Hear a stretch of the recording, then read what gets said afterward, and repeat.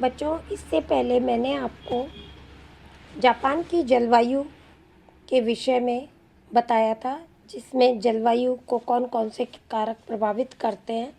वह जापान की जलवायु की दशाएं शीत ऋतु में किस तरह की रहती हैं, वह ग्रीष्म ऋतु में कैसी दशाएं रहती हैं, इसके विषय में जानकारी दी थी।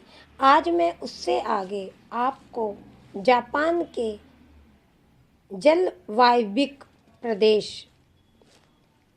क्लाइमेट रीजन्स ऑफ जापान के विषय में बताऊंगी। जापान की जलवायु के बारे में पता पड़ता है, जापान में सभी जगह एक जैसी जलवायु नहीं पाई जाती।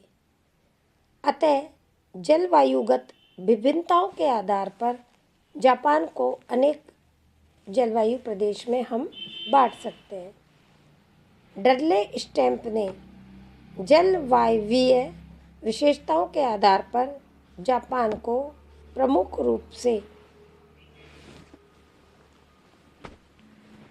4 भागों में बांटा। सबसे पहले आता है उत्तरी जापान। इस जलवायु विभाग में होक्काइडो द्वीप का उत्तरी हिस्सा सम्मिलित है। यहाँ शीत ऋतु लंबी व कठोर तथा ग्रीष्म ऋतु सामान्य व लघु अवधि की होती है। शीत ऋतु में यहाँ कड़ाके की सर्दी पड़ती है। ठंडी व तीव्र गति वाली उत्तरी पश्चिमी हवाएं चलती हैं, जिससे यहाँ का तापमान और अधिक गिर जाता है एवं बर्फ जम जाती है। शीत ऋतु में यहाँ का औसत तापमान 6 डिग्री सेंटीग्रेड होता है। जनवरी के महीने में उत्तरी भाग में तापमान 8 डिग्री सेंटीग्रेड तक पहुँच जाता है। इसके पूर्वी भाग पर ओखोटस्क ठंडी धारा का प्रभाव पड़ता है। ग्रीष्म काल में सामान्य होता है तथा औसत तापमान 18 डिग्री सेंटीग्रेड रहता है। यहाँ वर्षा अधिक नहीं होती। यहाँ वर्षा का वार्षिक औसत 75 सेंटीमीटर है। अधिकांश वर्षा शीतकाल में होती है एवं बर्फ के रूप में होती है। ग्रीष्म काल में वर्षा बहुत कम होती है।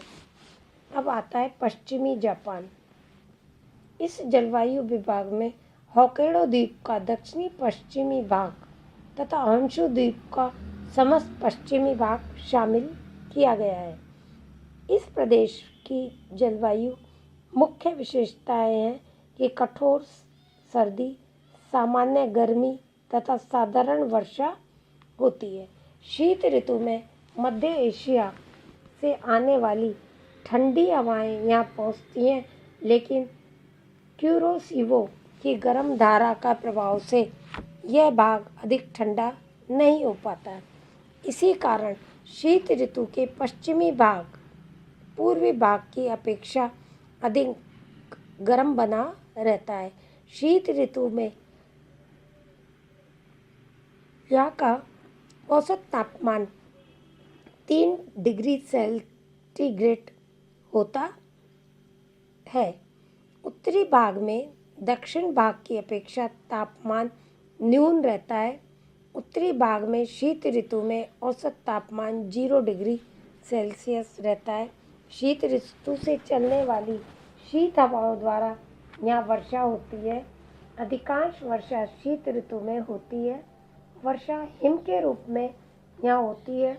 वर्षा का वार्षिक औसत 100 सेंटीमीटर है। शीत ऋतु में यहाँ कोहरा व बादल छाए रहते हैं। ग्रीष्म काल में इस प्रदेश का दक्षिणी भाग अधिक गर्म रहता है। इस भाग में वर्षा की मात्रा कम रहती है। दक्षिण भाग में ग्रीष्मकालीन वर्षा चक्रवातों द्वारा होती है। तीसरा आता है दक्षिणी जापान।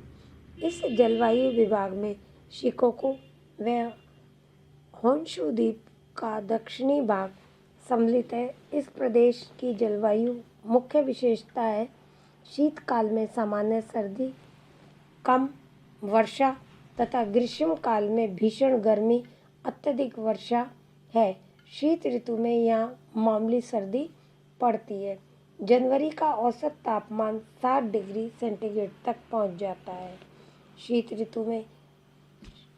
ऋतु में यहाँ वर्षा बहुत कम होती है। ग्रीष्म ऋतु लंबी तथा गर्म होती है। इस समय औसत तापमान 27 डिग्री सेंटीग्रेड रहता है। इस ऋतु में वर्षा बहुत अधिक होती है तथा वर्षा का वार्षिक औसत 200 सेंटीमीटर से भी अधिक है। वर्षा की अवधि जुलाई से सितंबर तक होती है। जुलाई में मानसूनी हवाओं तथा सितंबर में टाइफून हवाओं से वर्षा होती है। अब इसके बाद आता है पूर्वी जापान। इस जलवायु विभाग में होक्काइडो द्वीप का दक्षिणी पूर्वी भाग तथा होन्शु द्वीप का उत्तरी पूर्वी भाग शामिल किया गया है। कठोर सर्दी, सामान्य गर्मी तथा साधारण वर्षा इस जलवायु प्रदेश की मुख्य विशेषताएं हैं। इस प्रदेश में ओखोटस्क की ठंडी धारा का प्रभाव पहुंचने के कारण शीतकाल में यहाँ कठोर सर्दी पड़ती है। उत्तरी भाग में तापमान हिमांक बिंदु से नीचे पहुंच जाता है।